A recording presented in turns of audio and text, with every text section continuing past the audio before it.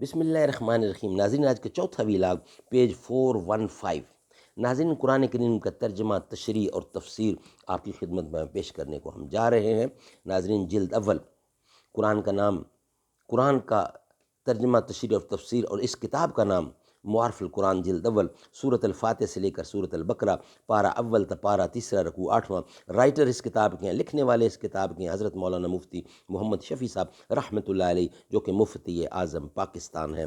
بسم اللہ الرحمن الرحیم۔ الحمد للہ وکفی والسلام علی عبادہ الذین اصطفیٰ۔ قال النبی صلی اللہ علیہ وسلم، خیرکم من تعلم القرآن وعلمہ۔ بہترین لوگ وہ ہیں جو خود بھی قرآن پڑھیں، دوسروں کو پڑھائیں، سکھائیں اور لکھائیں۔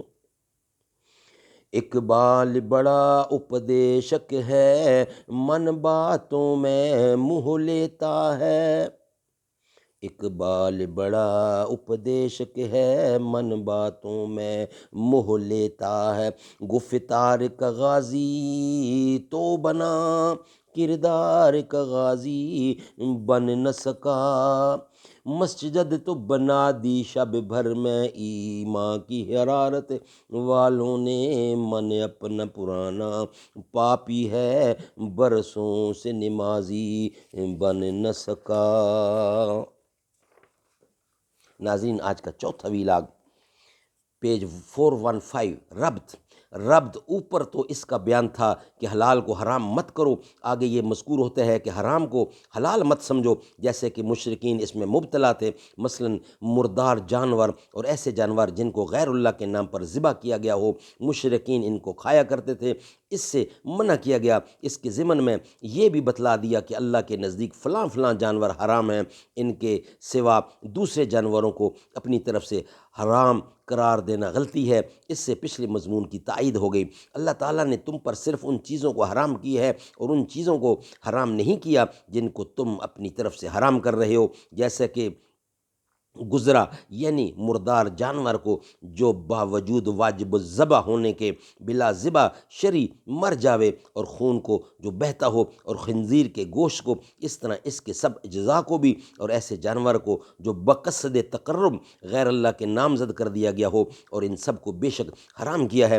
پھر بھی اس سے اتنی آسانی رکھی ہے کہ جو شخص بھوک سے بہت ہی بے تاب ہو جاوے، بشرطے کہ نہ تو کھانے میں طالب لذت ہو اور نہ قدر وضاحت، قدر ضرورت و حاجت سے تجاوز کرنے والا ہو، تو اس حالت میں ان چیزوں سے کھانے میں بھی اس شخص پر کچھ گناہ نہیں ہوتا۔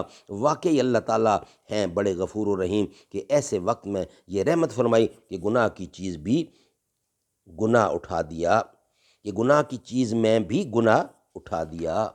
سبحان اللہ، یہ ہے شان اللہ، اللہ کی شان ہے کہ ایک ایک چیز بتا رہے ہیں۔ ناظرین، چوتھا ویلاگ ہمارا کمپلیٹ ہوا۔ انشاءاللہ اب آپ کے سامنے ویلاگ نمبر 5 ہم پیش کرنے جا رہے ہیں۔ دختر سید مصطفیٰ فاطمہ، دختر مصطفیٰ سید فاطمہ، اوج صدق و صفا سید فاطمہ، کوئی تمثیل جن کی حیا کی نہیں ہے وہ جانے حیا سید فاطمہ، قلب حسنین کی تازگی کا سبب ذکر ہے آپ کا سید فاطمہ، کون سردار جنت ہوا ہے تیرے، کون سردار جنت ہوا ہے تیرے لاڈلوں کے سوا سید فاطمہ، جن کی پاکی کا قرآن میں ہے تذکرہ، جن کی پاکی کا قرآن میں تذکرہ، جن کی پاکی کا قرآن میں ہے تذکرہ، ہے وہی پارسا سید فاطمہ، جن کی پاکی کا قرآن میں ہے تذکرہ، ہے وہی پارسا سید